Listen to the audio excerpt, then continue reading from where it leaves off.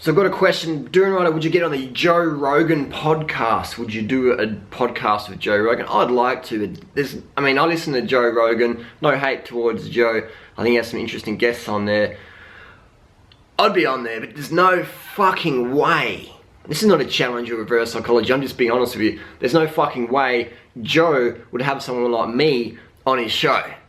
Because I don't abide by the fucking rules. And that's fine. That's fair enough. It's his podcast, his show. Joe is a stoner hippie. He's a stoner hippie. He's like smoking so many bongs, gets on his podcast and just like, hey guys, what's up bitches? What's up, man? Let's talk about hunting. Yeah, I like hunting and like I love my dog, but I like hunting too, and it can't be a vegan because you won't get enough protein, and we got big brains because we did magic mushrooms. Just read Terrence McKenna. That's a really bad Joe Rogan voice, but you know what I mean? He's just a stoner hippie. He's gotten good at something that's really dumb. Smoking bongs and philosophizing about nothing.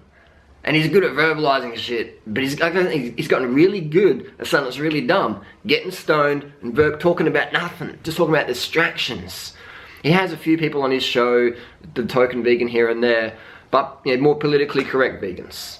He wouldn't have someone like me on the show, so people write me, you should get on the Joe Rogan's podcast. He's never gonna fucking happen. Again, this is not reverse psychology or double reverse psychology. It's just not what people like Joe, corporate American, that's a bit racist, corporate people.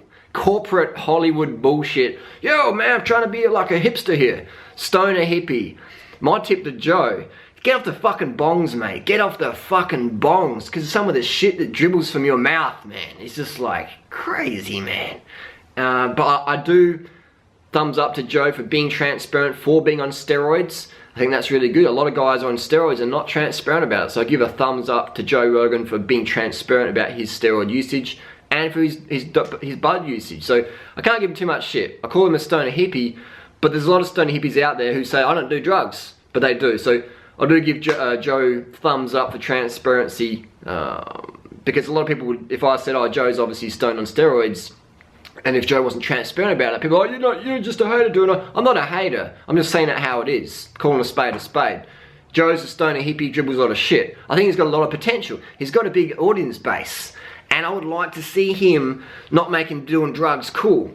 You know? Especially marijuana. Especially smoking bongs. If you gotta do drugs, get on shit that actually you can do something. Bongs, you don't do shit. You sit around and like, yeah man, it's pretty full on. Pretty full on. I used to be a fucking glazer, stoner hippie, man. I've done a lot of drugs. Different buckets of drugs I've done. And I'd say bongs and alcohol are the worst. Alcohol is just fucking shit because it makes you, just fucked up. Bongs more cap your potential.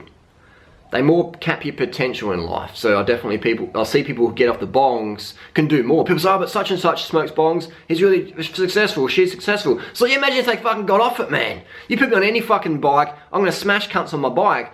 But if you put me on a good, properly fitted bike, I'm gonna do even better. So people perform in spite of being a stoner head, bong head, whatever. Now a lot of my viewers smoke bongs, and my tip is get off bongs for just 1 year. Just 1 year of your life. Not a fucking bong from today onwards in 2015, no bongs. And watch the clarity fucking come in your head. Because I'm not addicted to bongs. We'll give it up for a year then. You don't need bongs to live, do you? That's the best thing I ever did. I gave up bongs in, I think it was February 1996, gave up bongs. And then in May 1997, had another bong that night, and I was just like, within 10 seconds, I was like, man, this shit ain't for me, man. I want control of my brain. I don't want to be off the fucking stoner fairies. Yeah, man, it's really insightful, deep shit, man. That's deep, man. Yeah, it's deep.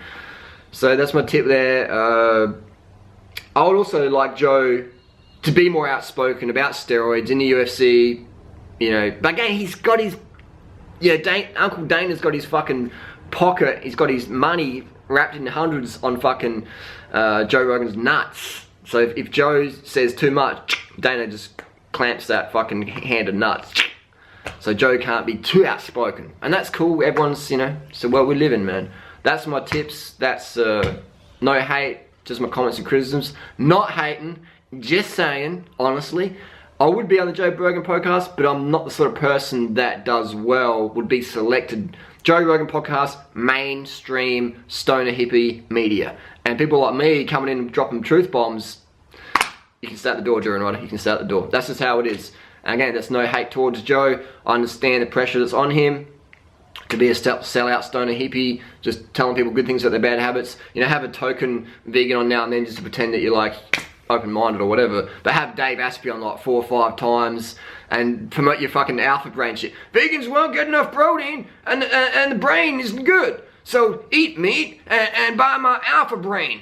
And this podcast is sponsored by Alpha Brain. It's probably the most legit fucking supplement on the planet for your brain. And you fucking smoke bongs with it.